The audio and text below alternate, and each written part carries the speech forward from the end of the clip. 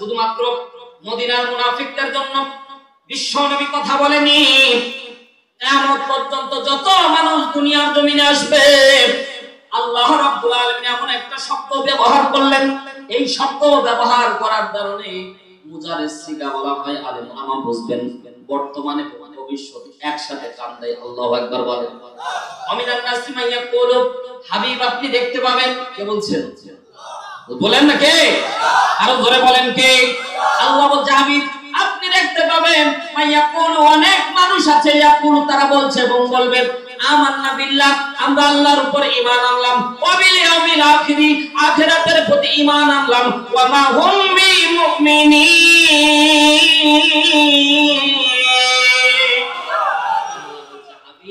আপনি দেখতে পাবেন অনেক মানুষ শুধু মুখ দিয়ে স্বীকার করবে, আমি আল্লাহর দরবারে এরা একটাও মুসলমান না। দেখতে ভাষণ কোন রকমের পার্থক্য করা যায়? বলেন না। উদাহরণ দিলে বুঝতে পারবেন। ও ভাই, যারা মুরব্বী আছেন তারা বুঝবেন, এখনকার জেনারেশন এটা দেখতে পাও না পাও না। আগে ছোট ছোট পুষ্কুনিতে দেখা যেত ব্যাঙের ছোট ছোট বাচ্চা আর মাগুর মাছের বাচ্চা একই রকম। জোরে বলতে হবে, কথা ঠিক না বেঠিক? মুরব্বী বাবাদের সারা দিয়েন তাহলে মজা লাগে। ব্যাঙের বাচ্চা আর মাগুর মাছের বাচ্চা সেম ক্যাটাগরি, কোন রকম পার্থক্য আছে ভাই?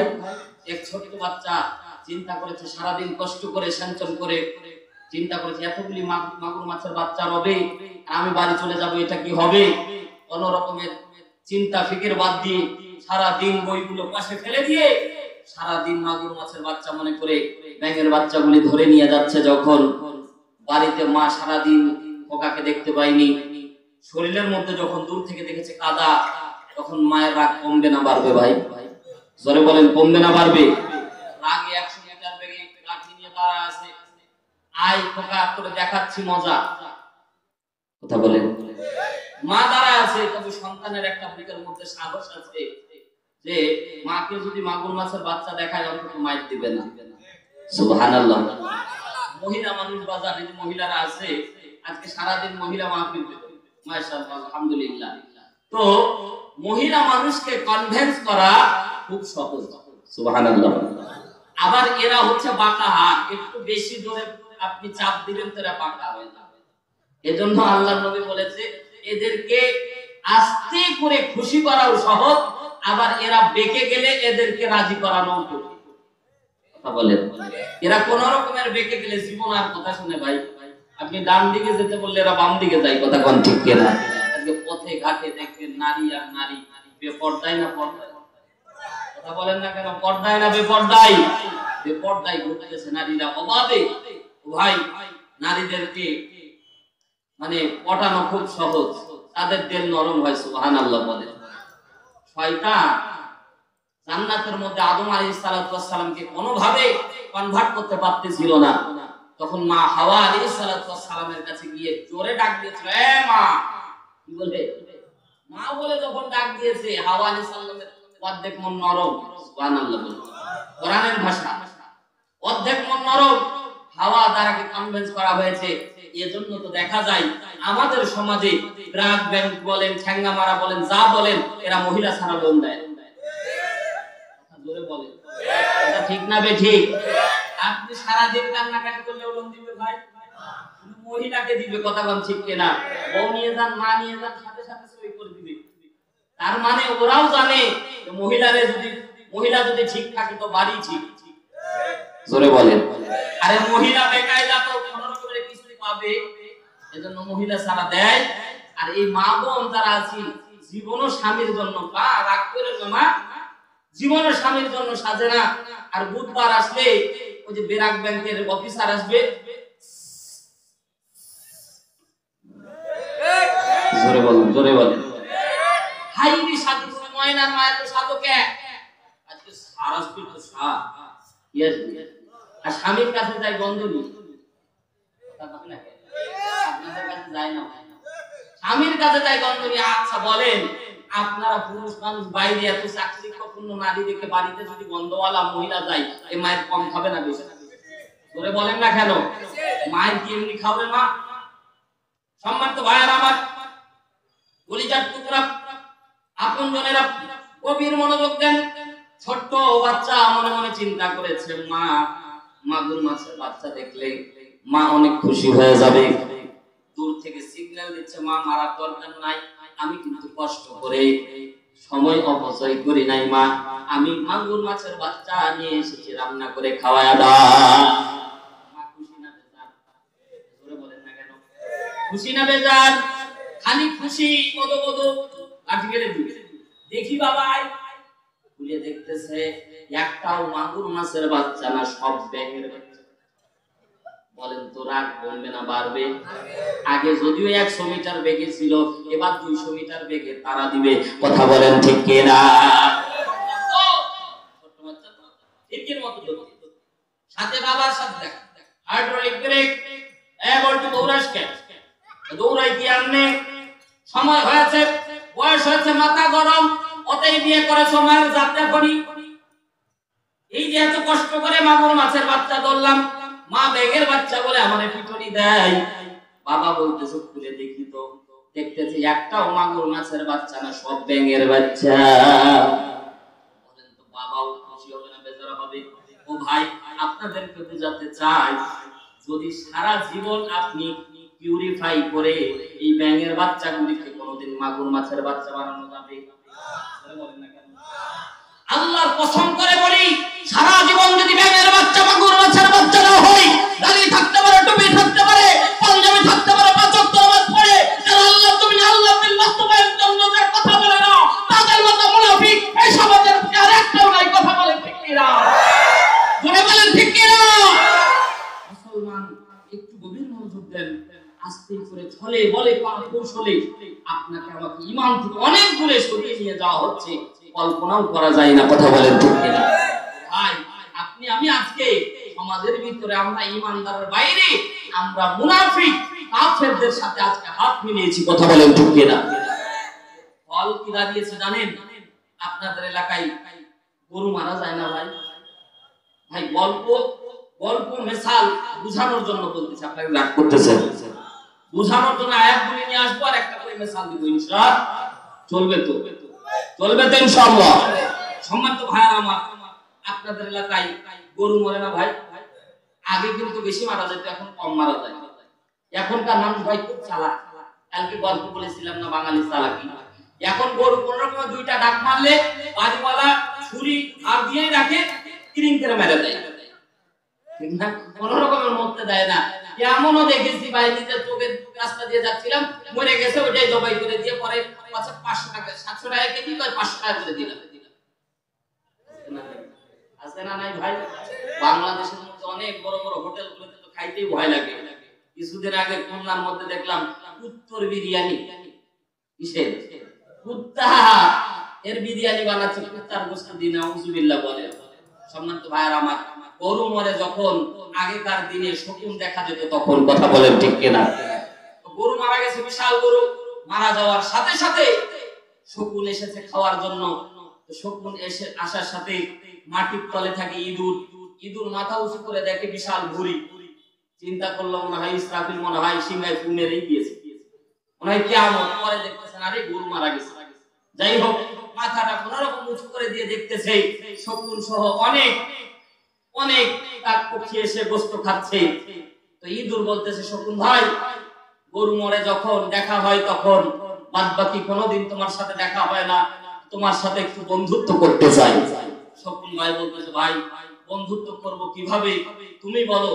তো ইঁদুর বলতেছে, ভাই তোমার পায়ে একটা রশি আর আমার গলার মধ্যে একটা রশি বাঁধায় দাও, আমরা বন্ধুত্বকারী আমাদের হয়ে যাবে। তো যখন এই কাজ করেছে তখন শকুন বলতেছে, এত করেই যখন ইঁদুর বলতেছে না একটু বন্ধুত্ব করেই দেখি, তো নিজের পায়ের সাথে দড়ি বেঁধে এবার ইঁদুরের গলার মধ্যে রশি বাঁধায় দিয়েছে, বন্ধুত্ব হয়ে গেছে। এবার এলাকার কুকুর সমিতির সভাপতি 10 দিন ধরে কোনো খাবার খায় না, ইনি কোন রকমের জানতে পারেনি 2 দিন আগে গরু মারা গেছে। বলেন তো এই কুকুর যদি শুনতে পায় যে গরু 2 দিন আগে মারা গেছে আর উনি 10 দিন ধরে না খায় আছে, কুত্তা খুশি না বেজার? ভাইজান শুনতেছেন? খুশি না বেজার? ব্যাপক বেজার। 2 দিন ধরে শুনতে পাইনি। তো 150 মিটার বেগে দৌড় দিয়েছে। এখন কুকুরের দৌড় দেখে শকুন বলতেছে, কুকুর যেই হারে আসতেছে গরু খাওয়ার আগে আমারে খাবে। এই কথা ভাবার সাথে সাথে শকুন গাছের ডালে উঠেছে। এবার আপনারা আকলবান মানুষ আমার প্রশ্নের উত্তর দিবেন, যদি শকুন গাছের ডালে উঠে ইঁদুরের হালত কি হবে? ইঁদুর ঝুলে আছে, একবার এই ডালে বাড়ি খায়, আরেকবার ওই ডালে বাড়ি খায়, এই ডালে বাড়ি খায় ইয়া করে, ওই ডালে বাড়ি করে, ইয়া করে ওয়া করে। শালিক কয়, কাকা আপন জান বাঁচা, ও চাচা তোমার এই হালত হলো কেন? ইঁদুর বলতেছে, ভাই এই হালত তো হলো এজন্য, আমি যদি আমার জাতি ভাই ইঁদুরের সাথে বন্ধুত্ব করতাম তো এই বিপদের সময় পালিয়ে গর্তের ভিতরে ঢুকে পারতাম। এই বেজাতির সাথে বন্ধুত্ব করার কারণে আমার হালত যেই হয়েছে। ও আল্লাহর কোরআনেরা শুনে রাখুন, আল্লাহর মুসলমান ঠাকুরগাঁয়ের মুসলমানদেরকে বলতে চাই, আজকে বেজাতিদের সাথে সম্পর্ক করার কারণে গোটা বিশ্বে মুসলমান নির্যাতিত হয়। কথা বলেন ঠিক কি না? এই বেজাতির কাছে আমরা বন্ধুত্ব করার কারণে গোটা মুসলিম উম্মাহ নির্যাতিত, গোটা দেশের মধ্যে কোথাও কোনো শান্তি খুঁজে পাওয়া যায় না। মুসলমান যেখানে সেখানে নির্যাতনের নিষ্ঠুরতা চলে। কথা বলেন ঠিক কি না? মুসলমানের জন্য বলতে চাই, ফিলিস্তিনে এই আজকের তথ্য, আজকের সংবাদ, ফিলিস্তিনে হামাসের হাতে গাজা উপত্যকা চলে এসেছে। আল্লাহর কসম করে বলি, 25 মিনিটের যে মিশন গাজা উপত্যকায় হামাসেরা করেছিল, সেটা যদি 25 দিনে রূপান্তরিত হয়, কুফার শক্তি পাওয়ার রাস্তা খুঁজে পাবে না।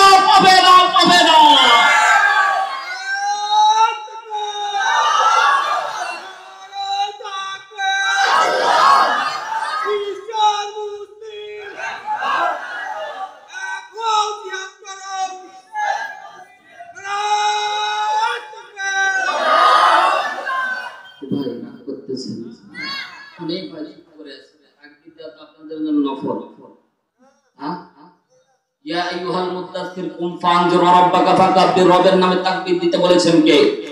বুলন্দ করে বলেন কে? সকলে একটু হাতটা উঁচু করেন, লিল্লাহি তাকবীর। এটা মুসলমানের আওয়াজ না, এটা মুসলমানের আওয়াজ না। মুসলমান 313 জন আওয়াজ দিয়েছে, গোটা বদর কেঁপেছে। কথা বলেন ঠিক কি না? মুসলমান 1000 তাকবীর দিয়েছে, 3000 কাফের কেঁপেছে। মুসলমান 10,000 তাকবীর দিয়েছে, 1 লাখ কাফের কেঁপেছে। মুসলমান 30,000 তাকবীর দিয়েছে, 3 লক্ষ কাফের পালানো রাস্তা পায়নি। সেই মধ্যে মুজাহিদ মুসলমানদেরকে বলতে চাই, এই তাকবীর দিয়ে মুনাফিক হওয়া যাবে না, বরং আল্লাহর নামে তাকবীর সর্বহালতে বুলন্দ করা লাগবে। ঠিক কি না? মুসলমানের মতো তাকবীর দেওয়া লাগবে। নারায়ে তাকবীর, আরো করে নারায়ে তাকবীর। তাকবীর ধরে কিন্তু মুনাফিক পছন্দ করেন। আব্দুল্লাহ বিন উবাই ইবনে সুলুল মদিনার মধ্যে ছিলেন, তিনি মুনাফিকদের সর্দার বলা হয়। আব্দুল্লাহ বিন উবাই ইবনে সুলুলকে সব পছন্দ করত, 5 ওয়াক্ত নামাজ পড়তো রাসূলের পিছনে। কিন্তু একটা জায়গা আব্দুল্লাহ বিন উবাই ইবনে সুলুল বিশ্বনবীর আইন মানতে চাইতো না, কোরআন দিয়ে রাষ্ট্র পরিচালিত হোক এটা চাইতো না, তাকবীর ধ্বনি পছন্দ করতো না। এজন্যই সে মুনাফিক ছিল। বুঝতে হবে, যারা তাকবীর ধ্বনি দিচ্ছেন না, আপনার ঈমানে ঘাটতি আছে। চিল্লায় এখন কথা ঠিক না বেঠিক? বলেন ঠিক না বেঠিক? আর ঘুমানোর সময় নাই, ঘুমিয়ে তো অনেক আছি, আর ঘুমানোর সময় নাই। মুসলমান জাগার সময় হয়েছে।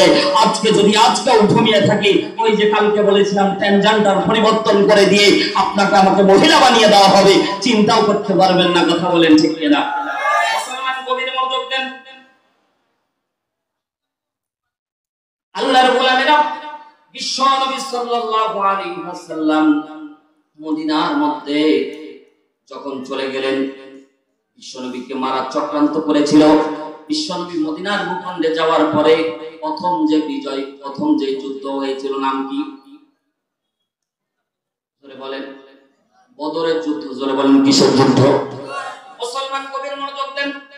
ঈমান বাড়ানোর জন্য একটা ঘটনা আপনাদের সামনে তুলে ধরব। অপরদানি সীমা বোনেরা একটু গভীর মনোযোগ দেন। মা আপনাদের জন্য আজকে ওয়াজ নিয়ে এসেছি ইনশাআল্লাহ। সম্মানিত ভাইরা আমার, বদরের ময়দানে যারা হাজী আছেন গিয়ে দেখবেন আজও বদরের মধ্যে 313 জন যে সাহাবীরা যুদ্ধের ময়দানে গিয়েছিল 313 জন সাহাবীর এখনো লিস্ট সেই বদরের ময়দানে আছে। চিৎকার দিয়ে বলেন সুবহানাল্লাহ।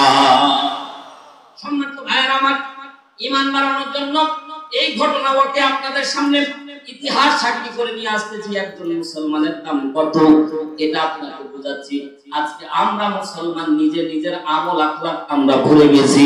আমরা কত দামি এটা নিজেও আমরা জানি না। কথা বলেন ঠিক কি না? আচ্ছা, দোয়েল পাখি চিনেন আপনারা? দোয়েল পাখি কি? জোরে বলেন। জাতীয় পাখির নাম কি? জাতীয় ফল কি? জাতীয় মাছ এই ইলিশ, বাংলা সিলভার কাপ ইলিশ। যাক ভালো, ইলিশ খাওয়ার তৌফিক আল্লাহ প্রত্যেকের দান করুন। ভাই ইলিশ পালতে টাকা লাগে না, কিন্তু 1600-1700 টাকা কেজি হলো ভালো ইলিশ, ঠিক না? এত পরিমাণে সিমটিকে কোনো কিছু খাওয়ার কায়দা না। কথা বলেন ঠিক কিনা? জাতীয় পাখি ইলিশ, জাতীয় পাখি দোয়েল। তো বলেন তো জাতীয় পাখি দোয়েল, এই দোয়েল পাখি কি জানে যে সেটা বাংলাদেশের জাতীয় পাখি? ও যদি জানতো তাহলে তো ও তো মিছিল দিত যে আমাকে সংসদে একটা আসন দাও। জোরে বলেন। ও ভাই বাস্তব মুখী কথা কিন্তু শোনেন, খালি বাস্তব শুনেন। দোয়েল পাখি যদি জানতো যে আমি বাংলাদেশের বিশাল একটা জায়গা দখল করে আছি, তো তারও তো একটা অধিকার ছিল যে জাতীয় সংসদে আমার জন্য বিল পাস করার দরকার আছে। আমি জাতীয় পাখি দোয়েল দেখি নালা নর্দমা যেখানে সেখানে ঘুরে বেড়াই, পচা খাবার খাই। এরা যদি জানতো যে আমরা বাংলাদেশের জাতীয় পাখিদের স্থান দখল করে আছি, এরা বলতো বাৎসরিক আমাদের জন্য খাদ্য বরাদ্দ দেওয়ার দরকার। জোরে বলেন। দোয়েল পাখি না জানার কারণে, সেই যে জাতীয় পাখিটা না জানার কারণে নালা নর্দমায় পড়ে থাকে।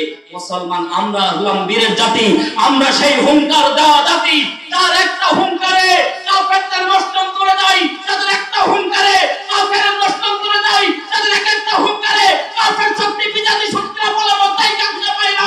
কিন্তু আমরা মুসলমান আমাদের ঐতিহ্য ভুলে যাওয়ার কারণে আমরা নিজেরাই পালানোর জায়গা পাই না। কথা বলেন ঠিক কিনা? আমরা মুসলমান আমাদের ঐতিহ্য জানি না। একবার মুসলমান তাকবীর দিয়েছে, কাফেররা পালানোর রাস্তা খুঁজে পায় না। আল্লাহু আকবার বলেন। মুসলমান আমার বোন একবার তাকবীর দিয়েছে, পুরো ইন্ডিয়া কেঁপে গেছে। কথা বলেন না কেন মুসলমান?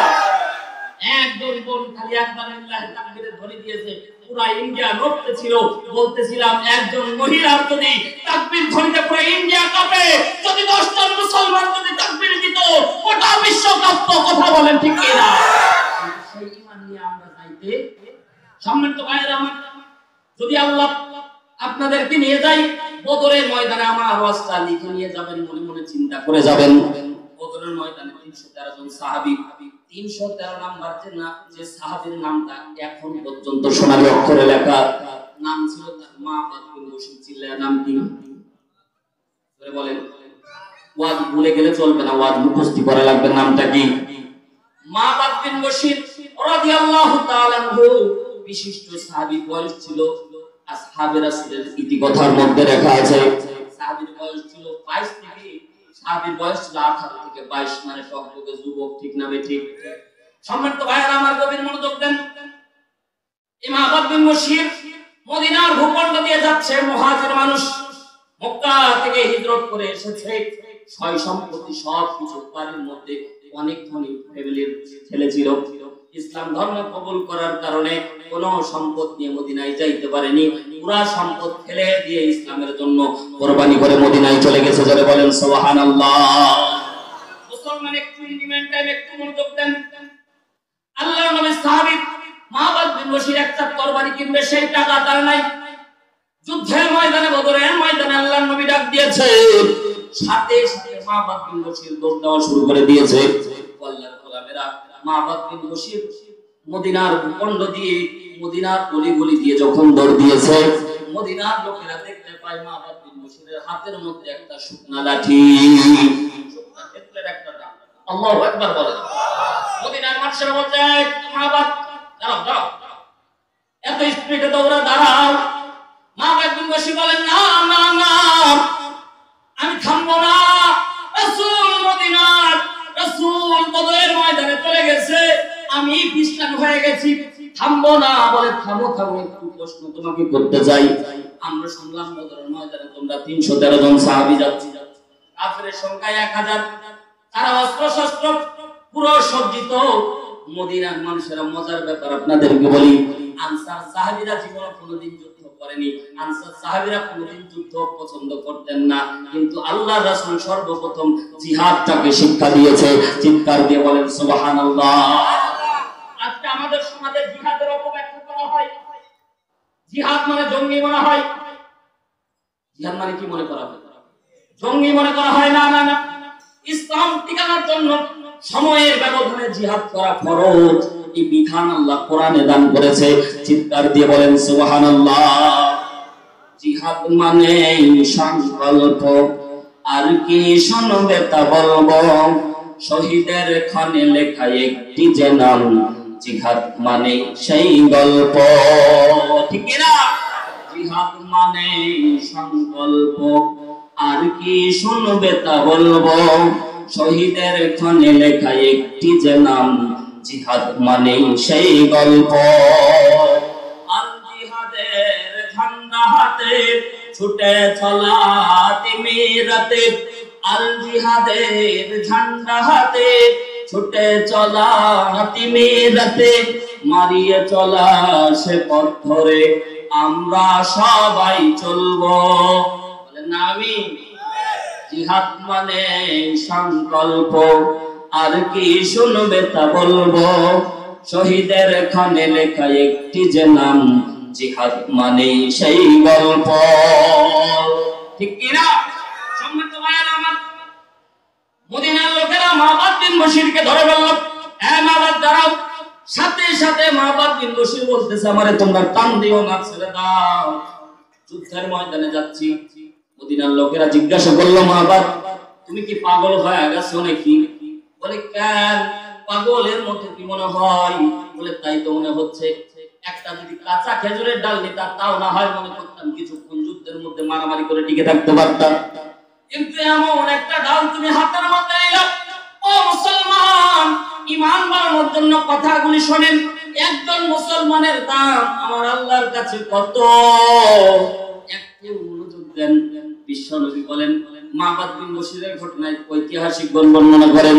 মাবাদ বিন বশির বলতেছে, হ্যাঁ মদিনার লোকেরা এই শুকনা খেজুরের ডাল দেখে মনে করতেছ আমি পাগল। বলেন না না না, আমার সেন্স ঠিক আছে, কিন্তু আমি দৌড়ানোর সময় হাতের মধ্যে যা পেয়েছি তাই নিয়ে দৌড়াচ্ছি।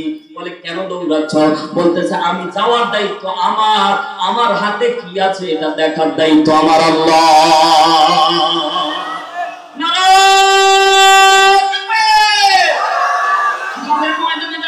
দেখার দায়িত্ব আমার, আমার হাতের মধ্যে কি এই দেখার দায়িত্ব আমার আল্লাহ। আছে তো, আছে তো, আরো জোরে বলেন আছে তো। বামপন্থীদের বলি এখন আল্লাহ আছে, আল্লাহ সত্যি কবেনি, তাগুতি সত্যিকে বলি এখন আমার আল্লাহ আছে, সেই আল্লাহর সৈন্যরা এখন আছে, মারতে দেরি লাগবে না, এক সেকেন্ডে রাস্তা নাবুদ হয়ে যাবে। ঠিক কি না? মাবাদ বিন বশির যাচ্ছে, হ্যাঁ মদিনার লোকেরা পাগল ভেবেছো না? পাগল না আমি, আমার হাতের মধ্যে এটা দেখার দায়িত্ব আমার না। আমি যাচ্ছি ময়দানে, এটা দেখার দায়িত্ব আমার, আমার হাতের মধ্যে কি এটা দেখার দায়িত্ব আমার। জোরে বলেন না সুবহানাল্লাহ। চলে গেছে। ঐতিহাসিক বর্ণনা করে বিশ্বনবী সকালবেলা যখন বদরের কাহিনী আপনাদেরকে বলবো না, লম্বা সময় লাগবে। বিশ্বনবী 312 জন সাহাবী গুনেনি, 12 জন সাহাবী নিয়ে যুদ্ধের ময়দানে রণাঙ্গনে চলে গেছে। একজন সাহাবী পিছন থেকে দৌড়াচ্ছে। এই সাহাবী মহিলা গলি চিনত না, পাহাড়ের পাদদেশটা বেয়ে সে ভুল করে কাফেরদের সৈন্যের ভিতরে ঢুকে পড়েছে।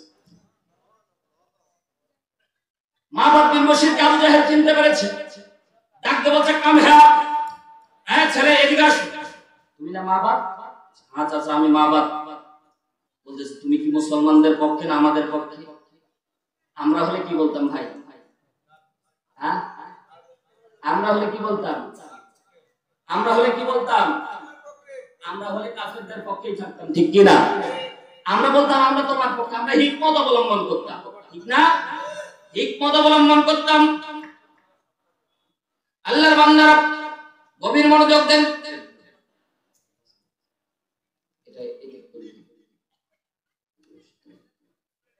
মাহবাব বিন বশির ডাক দিয়ে বলছে, কাফের, আমি কিন্তু মুসলমানদের পক্ষে। করে বলেন আল্লাহু আকবার। আমাদের খুশি না বেজার? খালি বেজার, চূড়ান্ত ভাবে বেজার যে ভাতিজা তোমার আদর করি, ভালোবাসি, ও ভাতিজা তোমারে বলতে চাই, তুমি যদি আমাদের পক্ষ নাও আজকে তোমাকে মাফ করে দেব। মাহবাব বিন বশির বলে, হায়াত আর মউতের মালিক আমার আল্লাহ। কে কে কে জোরে বলেন কে? আমাদের মউতের মালিক কে? আমাদের হায়াতের মালিক কে? যিনি আমাদের মারতে পারেন তিনি কে? যিনি আমাদের জীবিত রাখতে পারেন তিনি কে? আল্লাহ রাব্বুল আলামিন। সব পারে ও আল্লাহর বান্দারা, মাহবাব বিন বশির ঈমানি জজবা কত! কাফের 1000 কাফেরের সামনে একাই দাঁড়ায় আছে। জোরে বলেন, 1000 কাফেরের সামনে তারা আছে। যুবক যারা আছে কাফেরের মধ্যে হাসতে হাসতে দাঁত বের করে যাচ্ছে, বলছে কতই পাগল, কতই পাগল। দেখো হাতের মধ্যে কোনো তরবারি নাই, শুকনা খেজুরের ডাল নিয়ে এসেছে মা বাপ, শুকনা খেজুরের ডাল নিয়ে এসেছে। এবার কাফের শক্তিরা বারবার করে মাহবাব বিন বশিরকে অফার দেয়, এ মা বাপ, বলো বলো তোমরা কোন রকম আমাদের, তুমি আমাদের পক্ষে চলে আসো, তোমার জীবনটা আমরা ফিরিয়ে দেব। জোরে বলেন নাউজুবিল্লাহ।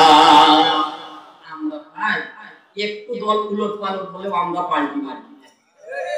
বলেন, দেখবেন অনেক বিএনপির ভাইরা, ও ভাই নাম বলতেছি বুঝানোর জন্য, অনেক বিএনপির ভাইরা সময়ের ব্যবধানে আওয়ামী লীগ, অনেক আওয়ামী লীগের ভাইরা জাতীয় পার্টি। খালি দল পরিবর্তন হলে নিজের পরিবর্তন করতে সময়। আর কিছু আছে যে জীবন দিয়ে দিব কিন্তু দল পরিবর্তন করতে রাজি না। আছে না নাই? আমি বলবো ভাই, দল যদি করতে হয় কোরআনের দল করেন, তো ইহকালেও শান্তি, পরকালে মুক্তি। জোরে বলেন ঠিক কি না? মুনাফিকের দল করে লাভ নাই, যে পাল্টি মারা যায়। ইসলামের দল করবেন তো জীবন দিবেন, তো জীবন দিবেন এপারে, জান্নাত থাকবে ওপারে। মাহবাব বিন বশির বলছে, কাফের খবরদার, হায়াত আর মউতের মালিক আমার আল্লাহ। এই কথা যখনই স্বীকার করেছে, যখনই বলেছে, আবু জাহেল বলতেছে, আর দেরি করা। 10 জন কাফের একসাথে ইতিহাস প্রমাণ করে, 10 জন কাফের চারিদিক থেকে ঘেরাও করে নিয়েছে, মাহবাব বিন বশিরকে মারবে।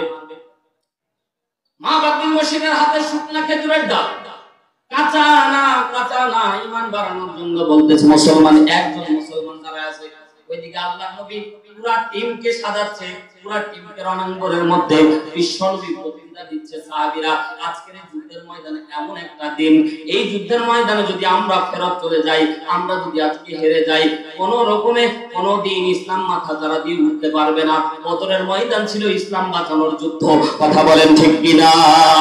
বদরের ময়দানে যদি যান, ও মুসলমান, বিশ্বনবী সাল্লাল্লাহু আলাইহি ওয়াসাল্লাম বদরের ময়দানে এমন ভাবে কেঁদেছিলেন, আজ পর্যন্ত ওই জায়গাটা এখন পর্যন্ত ইতিহাসের সাক্ষী হয়ে এখন পর্যন্ত ওই জায়গাটা এখনো ভিজা হয়ে আছে। জোরে বলেন সুবহানাল্লাহ।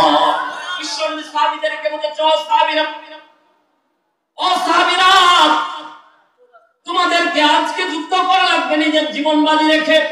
আজকের যুদ্ধের ময়দানে যারা শাহাদাত বরণ করবে, আমি রাসূল বলে দিলাম, মরতে দেরি হবে, আল্লাহর জান্নাত পাইতে দেরি হবে না। সাহাবীরা উদ্বুদ্ধ করা হচ্ছে, ওইদিকে একাই মাহবাব বিন বশির তারা আছে কয় হাজারের বিপক্ষে। ধরে বলেন, 1000-এর সামনে তারা আছে। 10 জন কাফের ডাইরেক্টলি বিটুইন টাইমে তাকে ঘেরাও করে ধরে নিয়েছে, মারবে মারবে ভাব, মারবে। এবার মাহবাব বিন বশিরকে 10 জন কাফের একসাথে মারার চিন্তাধারা করে তারা একসাথে মাহবাব বিন বশির উপর যখন আক্রমণ করে দিয়েছে, আল্লাহু আকবার বলে মাহবাব বিন বশির শুধুমাত্র শুকনা খেজুরের ডালটা একবার ঘুরাইছে। আল্লাহর কসম করে বলি, ইতিহাস সাক্ষী, আজও ইতিহাস লেখা আছে, মাহবাব বিন বশির শুকনা খেজুরের ডাল ঘুরাতে দেরি হয়েছে, 10 জন কাফেরের কাল্লা ছিন্ন হতে দেরি হয় না। জোরে বলেন আল্লাহু আকবার, আরো জোরে বলেন আল্লাহু আকবার। আবু জাহেল বলে, এই কি বলবি? মাহবাব বিন বশির বলছে, আল্লাহ হবে। মুসলমানরাও খেলতে জানে, কথা কম ঠিক কিনা? ফাঁকা মাঠে গোল দিয়ে খেলা হবে বলে ঘরের ভিতরে বসে থাকলে হবে না, ময়দানে এসো, দেখো কে কত খেলতে পারে। কথা বলেন ঠিক কিনা? মাহবাব বিন বশির যখন ঘুরিয়েছে, ও আল্লাহ বান্দারা, সুরা আনফাল খুলে দেখবেন, মজা লাগবে, আজকে করা লাগবে, অল্প করবে। সূরা আনফাল করে দেখবেন, যদি পারেন তাফসীরুল কুরআন করে দেখবেন, একেবারে চিত্র সহকারে আল্লামা মাওদুদী রাহমাতুল্লাহ আলাইহি চিত্র সহকারে পুরো বদরের ময়দান আঁকায়িত করে ওই জায়গা দিয়েছে। সুবহানাল্লাহ বলেন। সূরা আনফাল প্রমাণ করে বদরের ময়দানে আল্লাহ রাব্বুল আলামিন একদম দুইজন না, আল্লাহ তাআলা দলে দলে ফেরেশতা পাঠিয়েছিলেন যুদ্ধ করার জন্য। আল্লাহু আকবার। ফেরেশতারা দলে দলে নাজিল হতে এই যে খেলা দেখেন, মাহবাব বিন বশীর তখন 10 জন কাফেরের কাল্লা ছিঁড়ে গেল। মাহবাব বিন বশীর ঈমান বাড়লো না কমলো? আল্লাহু আকবার। আগে তো বলতেছিল কাফেরেরা আমার হায়াত আর মউতের মালিক আমার আল্লাহ, এবার আরো ঈমান বেড়ে সদবাওয়ালা ঈমান নিয়ে ডাকতে বলতেছে কাফেরেরা। দেখেছো খেজুরের ডাল নিয়ে টিটকারি মারছিলা, কিন্তু এই খেজুরের ডালের কোনো শক্তি নাই, শক্তি যার তার কে, শক্তি যিনি তিনি কে। আরো জোরে বলেন আল্লাহ। বলতে কষ্ট হয় ভাই, জোরে বলেন আল্লাহু আকবার। মাহবাব বিন বশীর আরেক দল 10 জন, মাহবাব বিন বশীর আবার ঘুরে আসে, আল্লাহু আকবার বলে। আরো 10 জন কাফের কাল্লা ছিন্ন ভিন্ন হয়ে যায়। মুসলমান কবির মনোযোগ দেন, এই দিকে যখন আল্লাহু আকবারের ধ্বনি যখন শুরু হয়ে গেছে, বিশ্বনবীর কর্ণকুলে যখন আল্লাহু আকবারের ধ্বনি চলে গেছে, সাথে সাথে আল্লাহর নবী চিন্তা করে দেখলো, কি রে আমার সাহাবীদের মধ্যে আমার ছোট সাহাবী মাহবাব বিন বশীরকে দেখা যায় না কেন? আরেকজন সাহাবী তখন সাহাবী ডাকতে বলছেন, ইয়া রাসূলুল্লাহ, ওই যে দূর দেশে দেখা যায় মাহবাব বিন বশীর একাই যুদ্ধ শুরু করে দিয়েছে। আল্লাহ নবী সাল্লাল্লাহু আলাইহি ওয়াসাল্লাম হাতটা শাহাদাত আঙ্গুলটা এভাবে ডান দিকে উঁচু করে দিয়ে ডাকতে বললেন, এ মাহবাব, একাই যুদ্ধ করে না, চলে আসো। এই কথা মাহবাবের কানের মধ্যে পৌঁছাতে দেরি হয়েছে। মাহবাব বিন বশীর রাসূলের আনুগত্য একদম বরখেলাপ করেনি, আর একবারও ডালটা সামনের দিকে ঘুরায়নি, বরঞ্চ পিছনে ব্যাক করতে যাবে। ইন্ডিমেন্ট টাইমে 10 জন কাফের মাহবাব বিন বশীরের শরীরের মধ্যে আঘাত এনেছে। পুরো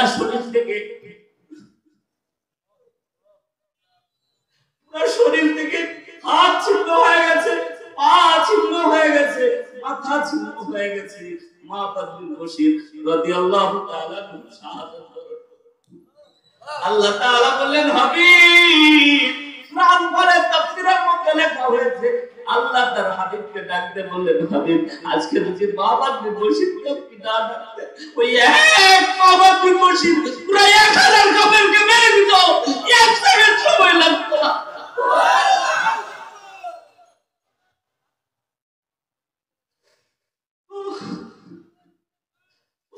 আজকে আমাদের ঈমান হারা হয়ে যায় আর আমরা ঘুমায় থাকি। ঈমান হারা হয়ে যায়, আমরা ঘুমায় থাকি। কোরআনকে মূর্তির পায়ের কাছে রাখা হয়, মুসলমানের লজ্জা থাকার দরকার। এদেরকে বিচারের কাছে এখনো আনা হলো না, মুসলমান লজ্জা করার দরকার, ঠিক কি না? কি জবাব দিবেন, কি জবাব দিবেন আল্লাহ? কোরআনকে মুক্তির পায়ের কাছে, এত তথ্য প্রযুক্তির যুগে সিসিটিভি ক্যামেরা চেক করা হলো, আজও অপরাধীকে সামনে আনা হলো না। ইমানের দুর্বলতা আছে না নাই? সরে বলেন না, আছে না নাই? এটা তো তোমাদেরই চক্রান্ত। মাঝে মাঝে মুসলমানদের ইমান দেখানোর জন্য, ইমান বোঝানোর জন্য মাঝে মাঝে তারা কোরআনকে অপমান করে, মাঝে মাঝে আমার রাসূলকে নিয়ে কটূক্তি করে, আর আমরা মুসলমান এখনো আঙ্গুল চুষে ঘরের ভিতরে বসে থাকি। ঠিক কিনা? কেউ বের হয় না। একজন মুসলমান আল্লাহ বলছেন, হাবিব, আপনি যদি মাহবাব বিন বশীরকে আজকে না ফেরাতেন, আর আপনার 312 জন, একটা সাহাবীরও দরকার ছিল না। এক মাহবাব বিন বশীরের সাথে আমার ফেরেশতারা পুরা কাফের মুশরিককে মেরে তক্তা বানিয়ে দিত। ঈমানি হালত বের করে দেখেন, আল্লাহর সাহায্য এত কাছে আসবে কল্পনাও করতে পারবেন না। জোরে বলেন আল্লাহু আকবার। মুসলমান ভাইরা আমার, আমি আপনাদের খেদমতে সূরা হামিম 30 নম্বর আয়াত তেলাওয়াত করেছি। ঈমান বাড়ানোর জন্য, ঈমান যাতে আমাদের টিকে থাকে, এজন্য আপনাদের কাছে জিজ্ঞাসা করতে চাই, আমাদের রব কে? আল্লাহ। জোরে বলেন না কেন? আরো জোরে বলেন, আমাদের রব কে? আল্লাহ। এটার উপরে ইস্তেকামত থাকতে পারবেন তো? যদি চাকরি চলে যায়, হ্যাঁ, যদি জীবন চলে যায়, যদি যদি বিবি হারা লাগে, যদি সন্তানকে এতিম করা লাগে, এখন বলতেছেন কিন্তু সময়ের ব্যবধানে খুঁজেও পাওয়া যায় না, ঠিক কিনা? সম্মানিত ভাইয়েরা আমার, আল্লাহ তাআলা ওই কথাটাই কোরআনের মধ্যে সুন্দর করে ডাক দিয়ে বলছেন, ইন্নাল্লাযীনা, নিশ্চয়ই যারা বলে ক্বালু রাব্বুনাল্লাহ, ইমানদারের মতো বলেন আল্লাহু আকবার, বলেন আল্লাহু আকবার। আল্লাহ রাব্বুল আলামিন বলছেন ইন্নাল্লাযীনা, নিশ্চয়ই যারা, ইন্না, আন্না, কান্না, লাকিন্না, লাইতালা, আল্লাহ, ছয়টা শব্দ আল্লাহ কোরআনের মধ্যে যেখানে ব্যবহার করেছে নিশ্চয়ই অবিধারিত শব্দ ব্যবহার করেছে। জিজ্ঞাসা করতে চাই মুসলমান, আল্লাহ কি কোনো কথা মিথ্যা বলতে পারে? বলেন না কেন? আল্লাহ কি কোনো কথা মিথ্যা বলতে পারে? ওই আল্লাহ রাব্বুল আলামিন আপনাকে আমাকে বোঝানোর জন্য বলতেছেন, ইন্নাল্লাযীনা, নিশ্চয়ই যারা ক্বালু বলে রাব্বুনাল্লাহ,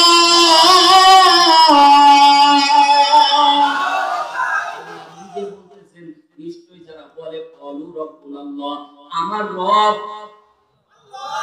বলেন না আমার রব, বলেন না আমার রব। আল্লাহ বলে, ও বান্দারা, আমাকে যারা রব হিসেবে মানবা, সাথে সাথে আল্লাহ রাব্বুল আলামিন স্টেটমেন্ট নাযিল করে ডাকতে বলে, ও বান্দারা, আমি আল্লাহকে রব হিসেবে মানলে তোমার উপর সমস্যা আসতে পারে। বলতেছেন কি? জোরে বলেন না কে? আমরা তো সাধারণভাবে আল্লাহকে রব হিসেবে সবাই মানতেছি, কিন্তু আল্লাহ বলে, বান্দা, আমাকে রব হিসেবে মানলেই সমস্যা আছে। কারণ আমি আল্লাহকে রব শুধুমাত্র ব্যক্তি জীবনে মানবা, পারিবারিক জীবনে মানবা, রাষ্ট্রীয় জীবনে মানতে পারবা না। তো আমি আল্লাহকে তোমরা রব মানতে পারলা না। কথা বলেন ঠিক কিনা? এই জন্য আল্লাহ রাব্বুল আলামিন বলেন, ও বান্দারা, দুনিয়ার মধ্যে ইন্নাল্লাযীনা, নিশ্চয়ই যারা ক্বালু রাব্বুনাল্লাহ, নিশ্চয়ই যারা বলবে আমাদের রব কে। জোরে বলেন কে? আমাদের রব আল্লাহ। আল্লাহ রাব্বুল আলামিনের সাথে সাথে কোরআনের মধ্যে সূরা আল-মাসিদ 30 নম্বর আয়াতের মধ্যে কোট করে জানা যায়,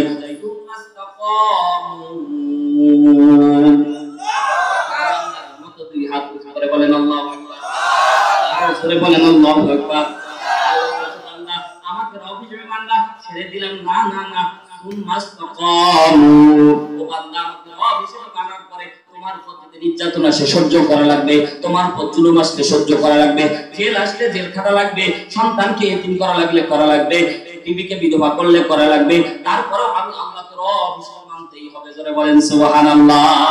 আল্লাহ বলছে সুম্মাস্তাকামু, আমাকে রব হিসেবে মানলা, এর উপরে ইস্তেকামত থাকতে পারবানি, যদি পারো আমি আল্লাহ রাব্বুল আলামিন তোমাদেরকে পুরস্কার দান করব। সুবহানাল্লাহ বলেন। এবার মজার ব্যাপার দেখেন, আয়াতের তাফসীর করা হয় তিন ভাবে। জোরে বলেন কয় ভাবে? এক নম্বরে কোরআন আয়াত দিয়ে কোরআনের আয়াত, দুই নম্বরে কোরআনের আয়াত দিয়ে হাদিস দিয়ে ব্যাখ্যা, আরেকবার তিন নম্বরে বাস্তবমুখী শিক্ষা দিয়ে কোরআনের আয়াতের তাফসীর হয়। এক নম্বরে মানির মধ্যে আছে কোরআনের আয়াত দিয়ে কোরআনের আয়াত ব্যাখ্যা করব আজকে। ও মুসলমান, গভীর মনোযোগ দেন। আল্লাহকে রব হিসেবে মানলে সমস্যা হবে কোথায়? আল্লাহ রাব্বুল আলামিন কোট করে দিয়েছেন, এটা তো বিকল্প না। রেকর্ড করে নিয়ে যান, কোট করে নিয়ে যান, লিখে নিয়ে যান। আল্লাহ রাব্বুল আলামিন সূরা মাইদা 44 নম্বর আয়াতে ডাকতে বলছেন, আল্লাহ রাব্বুল আলামিন সরাসরি বলতেছেন, ওয়া মান লাম ইয়াহকুম বিমা আনজালাল্লাহ ফাউলাইকা হুমুল কাফিরুন।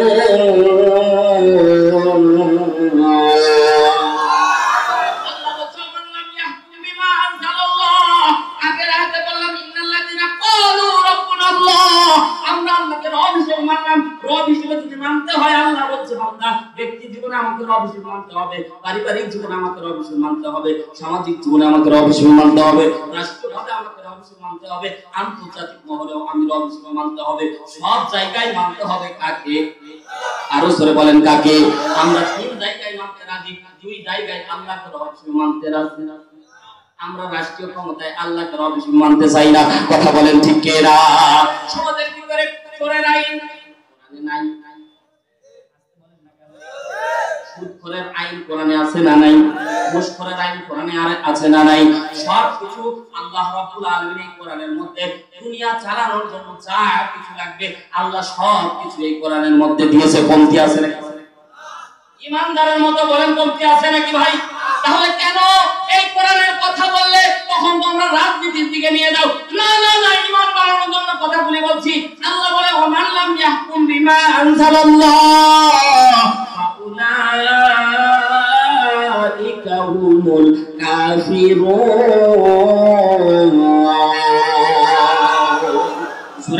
আল্লাহু আকবার। আমি আল্লাহ সোজা ভাষায় তোমাদেরকে বলতেছি, পাকা তারা না তাফসীর করা লাগবে না। অনুবাদের ভিতরে আল্লাহ বলছে যারা আল্লাহর বিধান মানতে চায় না, বলেন তো আল্লাহর বিধান কোরআন, ঠিক না ঠিক? আল্লাহ বলছে আমার বিধান যারা মানতে চাইবে না, আমার বিধান যারা মানতে চাইবে না, হাজি হোক গাজী হোক যেই হোক না কেন, আল্লাহর বিধান যারা মানতে চাইবে না, আল্লাহ বলছে ফাউলাইকা হুমুল কাফিরুন। আমি আল্লাহর ভাষায়, সহজ ভাষায় তাফসীর ভেজাল কাফের। কে কে কে বলছে? আল্লাহ বললে দোষ নাই, মোল্লা বললেই দোষ। আল্লাহ বললে দোষ নাই।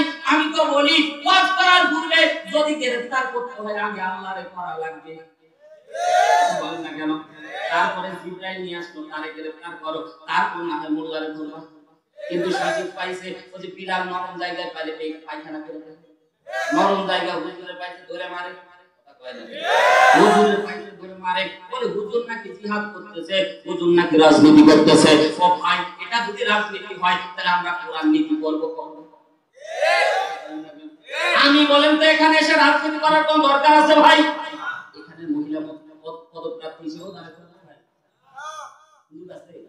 তাহলে এখানে এসে আমি রাজনীতি করার দরকারটা কি? কথা বলেন ঠিক কি? সম্মানিত ভাইরা আমার, সূরা মাইদার 47 নম্বর আয়াতের শেষ অংশে আল্লাহ রাব্বুল আলামিন বলছেন ওয়া মান লাম ইয়াহকুম বিমা আনসালাল্লাহ ফাউলাইকা হুমুজ জালিমুন।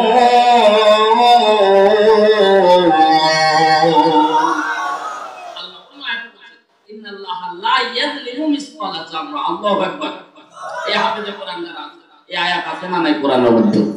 ইন্নাল্লাহা লা ইয়াযলিমু মিসকালা যাররা। আল্লাহ বলে আমি আল্লাহ নিজের উপরে জুলুমকে হারাম ঘোষণা করতেছি।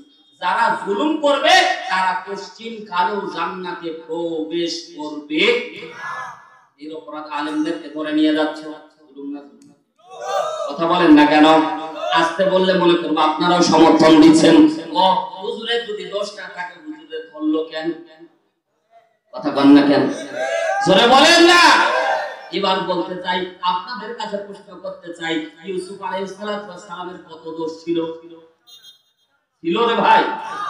একটাও না। একজন বলল, আর বাদ বাকি আপনারা সমর্থন করলেন। হযরতে মুসার কি দোষ ছিল? মাদায়েন বয়ান করা লাগলো। হযরতে মুহাম্মদ রাসূলুল্লাহ 3 বছর সিয়াবে আবি তালিবের গুহার মধ্যে কারাগারের মধ্যে জীবন যাপন করা লাগলো। কোনো অপরাধ আছে? তারা তো যুদ্ধ অপরাধী। কথা কম না কেন মুসলমান? তারা তো যুদ্ধ অপরাধী। আজকে বর্তমান সময়ের ভিতরে আমাদের বয়স 1996 জন্ম, তারপরে মাঝে মাঝে আপনারা রাজাকার, আমরা বোকারি রাজাকার।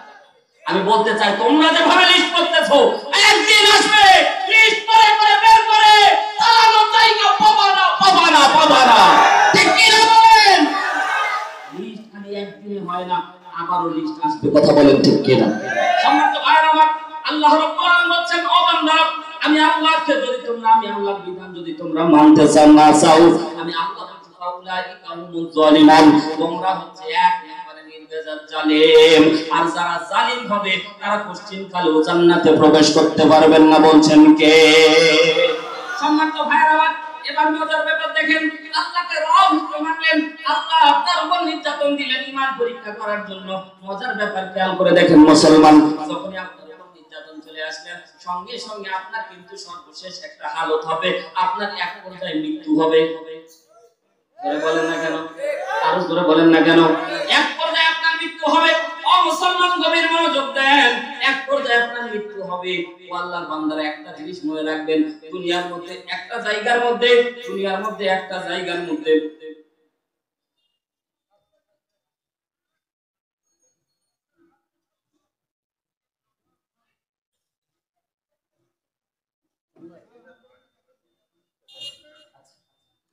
সম্মানিত ভাইরা আমার, আপনাদের বিরক্ত হচ্ছে? চলবে চলবে প্রধান বক্তা চলবে ইনশাআল্লাহ। খুব অল্প সময়ের ভিতরে প্রধান বক্তা চলে আসবে আর আমি আপনাদের মাঝ থেকে বিদায় নেব ইনশাআল্লাহ। আবারও দেখা হবে নাকি বলেন? না শেষ? আমি মাওলানা হারুন রশিদ দিনাজপুরি লিখে, ওখানে আমার নাম্বার আছে, আমি কার্ড আনিনি। মাওলানা হারুন রশিদ দিনাজপুরি লিখে সার্চ দিলে ওখানে আমার নাম্বার পাবেন ইনশাআল্লাহ। সম্মানিত ভাইরা আমার, কবির মনোযোগ দেন। মানুষের শেষ হালত একটা, শেষ হালত কয়টা? মরার সময় দুনিয়ার কোনো কিছু মানুষের কাজে আসে? জোরে বলেন না কেন কাজে আসে ভাই? মৃত্যুর সময় মানুষ এতিম হয়ে যায়, সন্তান ডান দিকে দাঁড়ায় থাকে, কিন্তু কোনো কাজে আসে না। কথা বলেন ঠিক কিনা? সত্য, দুনিয়ার 100 কোটি সম্পদ করে থাকবে, মরার সময় একটা কাজে। জোরে বলেন না কেন? এই দুনিয়াটা পুতুল খেলা, ঠিক কিনা বলবো? এই দুনিয়াটা পুতুল খেলা, খেলা তো নয় রে বাবা রঙের মেলা, কিছু হাসি কিছু কান্নার ভেলা, এই দুনিয়াটা পুতুল খেলা। জোরে বলেন ঠিক কিনা? একদিন ছিলাম পুতুল, আবার হব পুতুল, মায়ের কোলেতে ছিলাম অবলা। জোরে বলেন ঠিক কিনা? একদিন ছিলাম পুতুল, আবার হব পুতুল, মায়ের কোলেতে ছিলাম অবলা। মায়ে ধুলা বালু ঝেড়ে দিয়া, কান্দিয়া কোলে দিয়া, আদর করে চুমু দিয়া বাসি তো ভালা, এই দুনিয়াটা পুতুল খেলা, এই দুনিয়াটা পুতুল খেলা। জোরে বলেন ঠিক কিনা? কেউ বলবে আল্লাহ আল্লাহ, কেউ বলবে হাই রে হাই, হারুন রশিদ নাই, ঠিক কিনা? কেউ বলবে আল্লাহ আল্লাহ, কেউ বলবে হাই রে হাই, হারুন রশিদ নাই। কেউ কাটিবে মাটি, কেউ কাঁচা বাঁশের বালকি, তুলে নিয়ে যাবে রঙের দোলাই, এই দুনিয়াটা পুতুল খেলা, এই দুনিয়াটা পুতুল খেলা। খেলা তো নয় রে বাবা রঙের মেলা, কিছু হাসি কিছু কান্নার ভেলা, এই দুনিয়াটা পুতুল খেলা, এই দুনিয়াটা। বলেন মহব্বতের সাথে বলেন, এই দুনিয়াটা।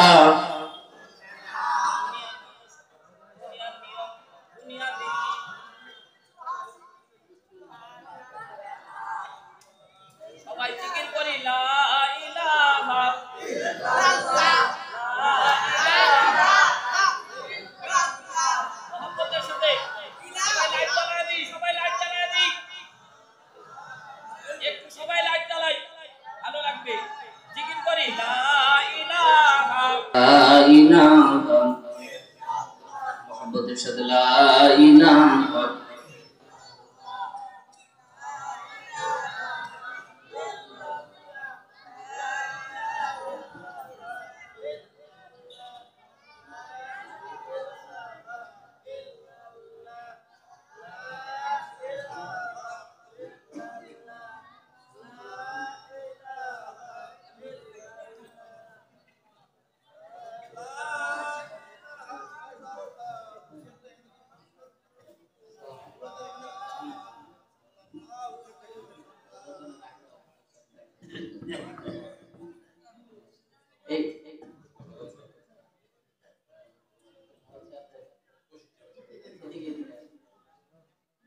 সম্মানিত ভাইরা আমার, লিল্লাহে তাকবীর।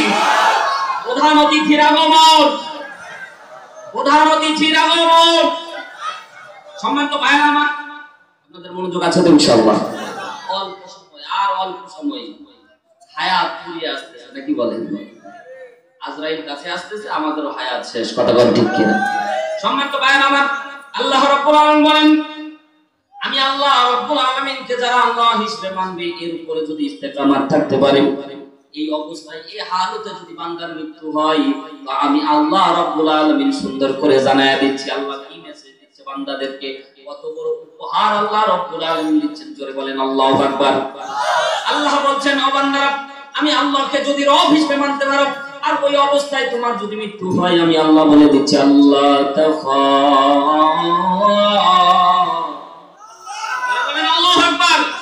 আল্লাহ রাব্বুল আলামিন বলেন, ও বান্দারা, সুন্নাস্তাকামু, যদি ইস্তেকামত থাকতে পারো, তাতানাজ্জালু আলাইহিমুল মালায়েকা, ও বান্দারা যদি শুনে রাখো, আমি আল্লাহকে যদি রব হিসেবে মেনে মৃত্যুবরণ করতে পারো, তবে শুনে রেখো, আমি আল্লাহ বলে দিচ্ছি তোমাদের জন্য আমি তাতানাজ্জালু আলাইহিমুল মালায়েকা, দলে দলে তোমাদের জন্য আমি ফেরেশতা পাঠাবো। কে পাঠাবে? কে? আল্লাহ পাঠাবে। কেন পাঠাবে? মানুষের মৃত্যুর সময় মানুষ আপনজন হারায় ফেলে, আপনজন আর পাশে থাকে না, ক্ষমতার পাশে থাকে না, সম্পদ পাশে থাকে না। ও আল্লাহর বান্দারা, একটু গভীর মনোযোগ দেন। মানুষ যখন মৃত্যুর হালত তৈরি হয়ে যায়, বড় ইতিম হয়ে যায়, আল্লাহ তাআলা বলেন বান্দারা ওই সময় যখন দুনিয়ার মানুষ তোমার কাজে আসবে না, আমি আল্লাহ বলে দিচ্ছি তাতানাজ্জালু আলাইহিমুল মালাইকা, আমি আল্লাহ দলে দলে তোমাদের জন্য ফেরেশতা পাঠাবো। ফেরেশতারা এসে ডাকতে বলবে, ও বান্দা দুনিয়ার মধ্যে কষ্ট করেছো, দুনিয়ার মধ্যে তোমাকে লাঞ্ছিত করা হয়েছে, দুনিয়ার মধ্যে অপমানিত করা হয়েছে, ও বান্দারা শুনে রাখো আল্লাহ তাআলা আমাদেরকে পাঠিয়েছে। প্রথম শব্দ বলবে আল্লাহ তাখা,